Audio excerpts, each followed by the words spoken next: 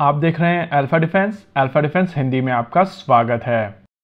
आज के इस वीडियो में हम लोग बात करेंगे मेक इन इंडिया के बारे में, स्पेसिफिक टू डिफेंस सेगमेंट। हमारे एक व्यूअर ने ट्विटर के ऊपर एक पॉडकास्ट की क्लिप हमारे साथ में शेयर की थी और इस क्लिप में डिफेंस में मेक इन इंडिया को फेलियर बताया गया है और कहा गया है कि मेक इन इंडिया के शेयर के अंदर जो घड़ियां थी वो गिर गई हैं।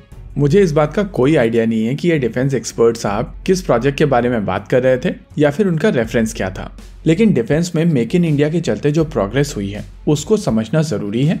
मीडिया में जब भी मेक इन इंडिया के बारे में बातचीत की जाती है तो जनरली बात की जाती है दो प्रोजेक्ट्स के बारे में, पहला MRFA और दूसरा प्रोजेक्ट 75I।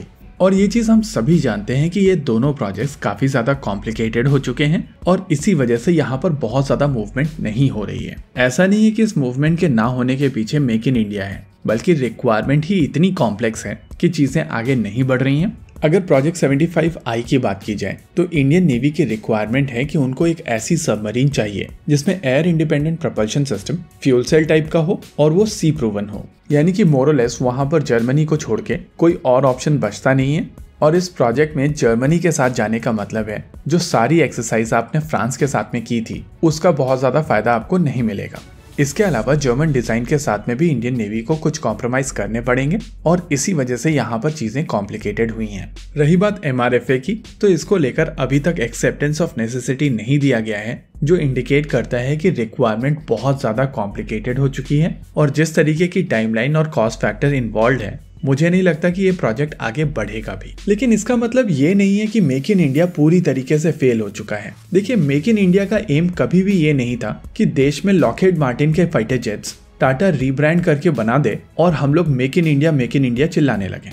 इस इनिशिएटिव का आइडिया था कि हर वो टेक्नोलॉजी जो देश में इस समय मौजूद नहीं है उसको मेक इन इंडिया की 3 अलग अलग कैटेगरी यानी कि मेक 1, मेक 2 या मेक 3 कैटेगरी के तहत भारत में लाया जाए और DPSUs के साथ साथ प्राइवेट सेक्टर कंपनीज मिलकर इन सिस्टम्स को भारत में बनाएं। कई जगहों पर DPSUs के पास में टेक्नोलॉजीज थी, उनके पास इंफ्रास्ट्रक्चर भी था, लेकिन एफिशिएंसी की कमी के चलते भारत को नुकसान होता था। इस इनिशिएटिव के तहत कोशिश की गई कि DPSUs के पास में जो इंफ्रास्ट्रक्चर है उसका भी प्रयोग ये प्राइवेट सेक्टर कंपनीज कर सकें।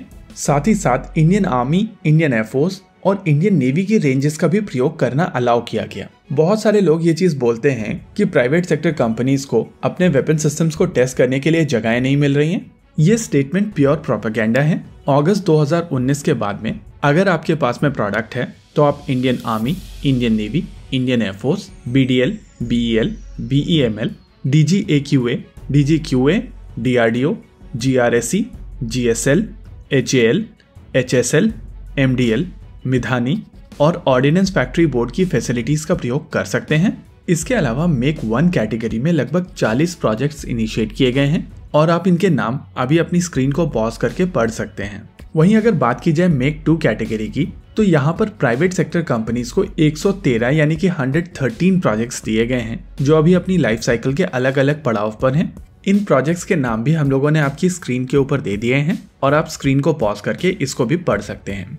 वहीं अगर मेक 3 कैटेगरी की बात की जाए तो ये category basically make in India की स्पिरिट के अगेंस्ट है, लेकिन एक्सेप्शनल केसेस में इस कैटेगरी में भी कुछ प्रोजेक्ट्स दिए गए हैं। फिलहाल 3 ओपन प्रोजेक्ट्स इस कैटेगरी में इंडिया में हैं जिनके नाम अभी आप अपनी स्क्रीन के ऊपर पढ़ सकते हैं। इसके अलावा IDEX यानी कि इनोवेशन फॉर डिफेंस एक्सीलेंस और डिफेंस इंडिया स्टार्टअप चैलेंज 2 ऐसे इनिशिएटिव्स हैं जिसके चलते स्टार्टअप कंपनीज को काफी ज्यादा फायदा हुआ है। और ये जो सारे ड्रोन, एंटी ड्रोन और अनमैन्ड सिस्टम वाले प्रोजेक्ट्स प्राइवेट सेक्टर कंपनीज की तरफ से किए जा रहे हैं वो बेसिकली IDEX के ही डेरिवेटिव्स हैं।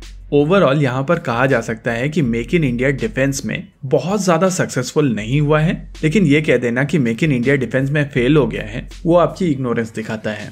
होप चीजें क्लियर हुई होंगी। इसी के साथ आज के इस वीडियो में रखते हैं केवल इतना ही। वीडियो को अंत तक देखने के लिए धन्यवाद। देखते रहिए अल्फा डिफेंस। जय हिंद।